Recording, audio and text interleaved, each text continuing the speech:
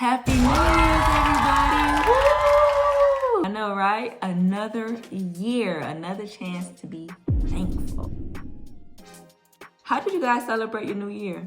Well, as for me and my husband, we brought it in on pretty kind of a swell and clean note. You know, we cooked food, we had game night, we watched movies, kind of just basked in each other's presence. We had grape wine, I think it was grape sparkling wine juice or something like that.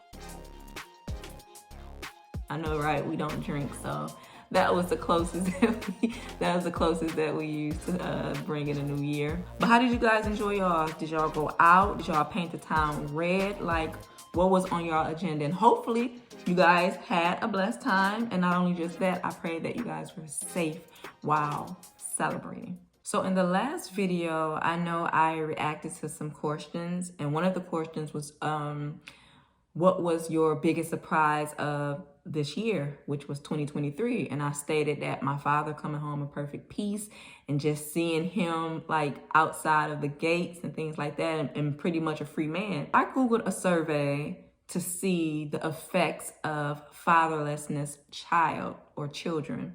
And I have the card here, and it reads, kids that does not have their father in their life are more likely to end up in poverty, drop out of school, become an addict to drugs, have a child out of wedlock, and last but not least, end up in prison. Before I go any further, make sure you guys are already locked in and subscribed to the channel. If not, go ahead and press the subscribe button and get locked in, okay? So when I looked that up, I kind of like gave the side eye.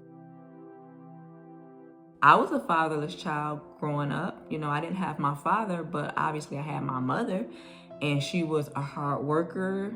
She worked 2 jobs to support myself and my sister at the time, before my youngest sister and my sister's daughter came into the picture. They kind of give us a bad name for those that grew up without their actual father being there. I can honestly say that I had my grandfather. My grandfather was a father to all of his grandchildren.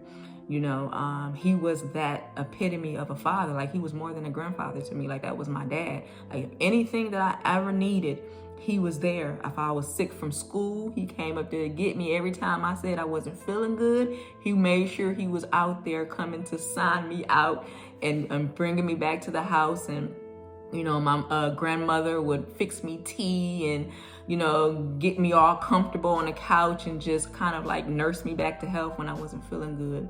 And I say that to say, although my father wasn't there physically, I could never count my father out. Because by my father being in prison, he made the best of the situation. Meaning every birthday, I received cards. Every birthday, he would send me like these handmade crafted cards with like little flowers or butterflies on there. I guess he would have somebody to kind of like sketch it out, and he would obviously write words of encouragement inside the card, and you know, send it to me every birthday. He never missed a birthday. When I was younger, I used to obviously go up there to see him and things like that. I think when I got in my teens, it kind of like slowed down. So I think his brother, God rest his soul, Walter, used to come and pick me up, and we would ride maybe almost 2 hours to go see my dad. Even though he was, I don't want to say out of sight and out of mind at the time of me growing up, he never really lost touch. So when he came home, it's more so like we didn't have to build anything. Like, we picked up pretty much where we left off. And I kind of felt that he wanted to make up what he missed, but I told him it's no way you can make up time. But what we can do is start where we are now and continue to allow it to progress. I never was one of those kids to be disrespectful to my father because he wasn't physically there. Although, you know, certain siblings and things like that may have felt the way.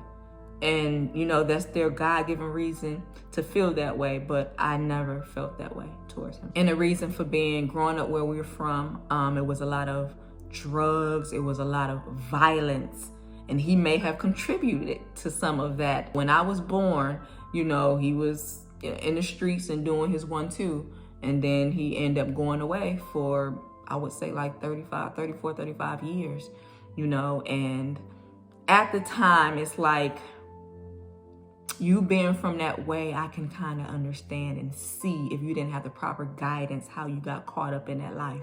So therefore, it's like, obviously he was, I think maybe 27, 28 when he went to jail. Obviously he's what, 50, 60 something years old now. And obviously I know he's not that same person when he went in. So it calls for growth on his end. And I actually heard him say recently, we were having a discussion, and he said, it saved my life. Had I not went to jail, I would have been dead. And I told him, I'd rather have you in jail and we're able to communicate like that as opposed to having to go visit you at some gravesite, you know? So I took the good with the bad. I honestly can say that as a kid, my mind was like set up differently.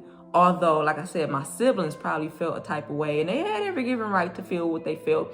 But I was more so compassionate and understanding. Like, okay, coming from this way, you can easily get caught up in, you know, the drama and all the stuff that goes on with the streets. So, I mean, and I kind of also felt like, okay, you knew you had kids out here that should have kind of like made you reflect differently. But like I said, the way that he grew up, I mean, hey. But as I stated earlier, back then in those days, it literally took a village to raise a child. And I thank God for my grandmother, God-fearing woman, my grandfather, God-fearing man.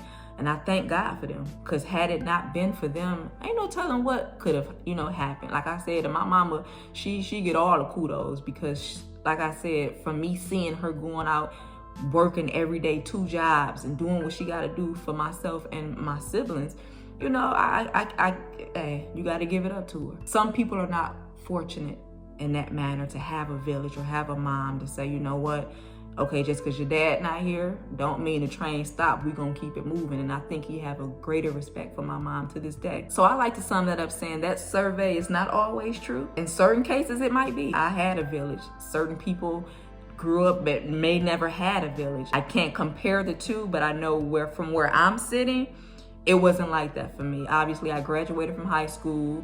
I didn't have kids out of wedlock.